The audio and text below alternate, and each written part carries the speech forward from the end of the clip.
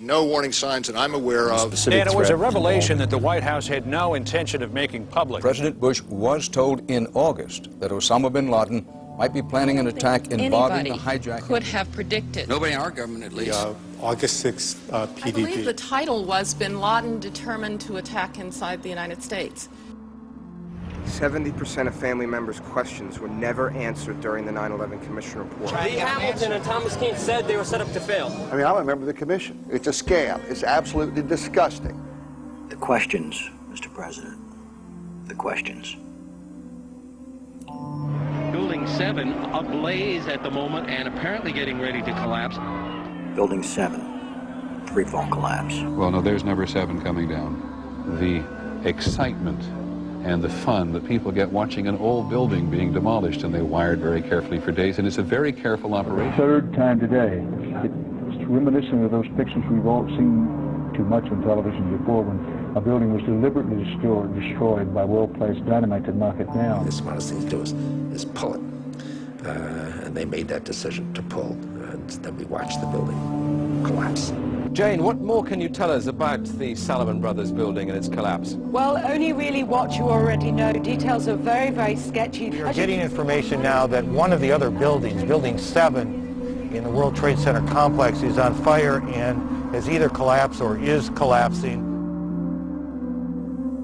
The Pentagon. Vanishing airplane. From my close-up inspection, there's no evidence of a plane having crashed anywhere near the Pentagon. The only site is the actual site of the building that's crashed in, and as I said, the only pieces left that you can see are small enough that you could pick up in your hand. There are no large tail sections, wing sections, a fuselage, nothing like that anywhere around, which would indicate that the entire plane crashed into the side of the Pentagon. Firefighters and police describing explosions. A lot of them. The secondary explosion. We've got numerous people covered with dust from the secondary explosion. Just floor by floor, instead of popping out. It was as if they had detonated. Yeah, as if they were planned to take down a building. Boom, boom, boom, boom, boom, boom, boom. Looks sort of like the building just demolished. Even if there was no secondary explosives in the building. Kind of like gunfire.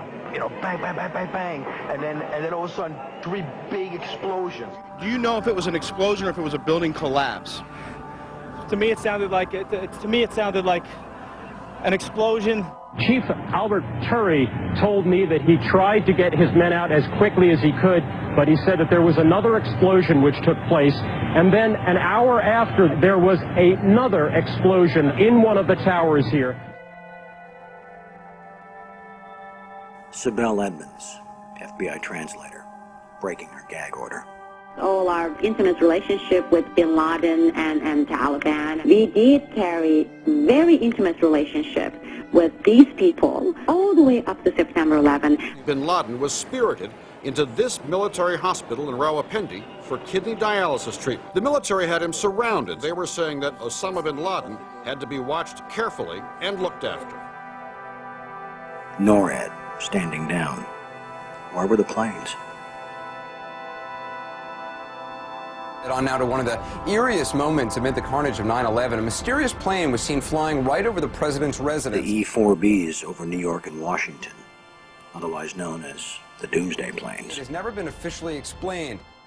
Cell phones working at impossible altitudes.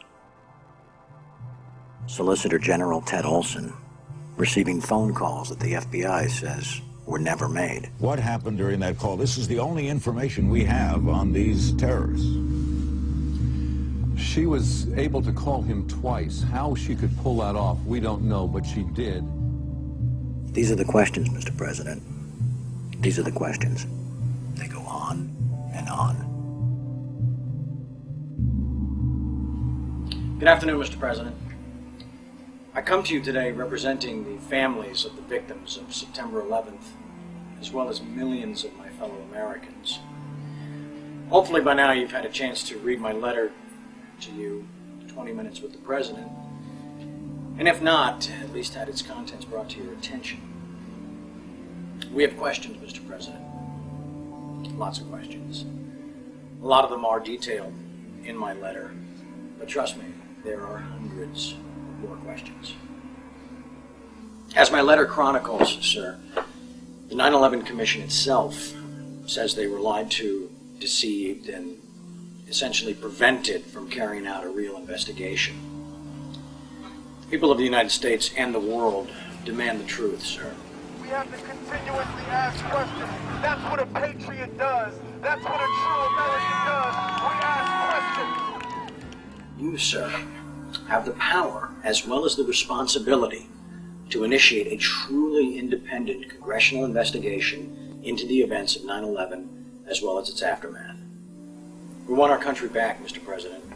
Therefore, I'm not just calling on you and your team. I'm calling on each and every American citizen to wake up, stand up, and demand the truth. We're counting on you, Mr. President. Be on the right side of history.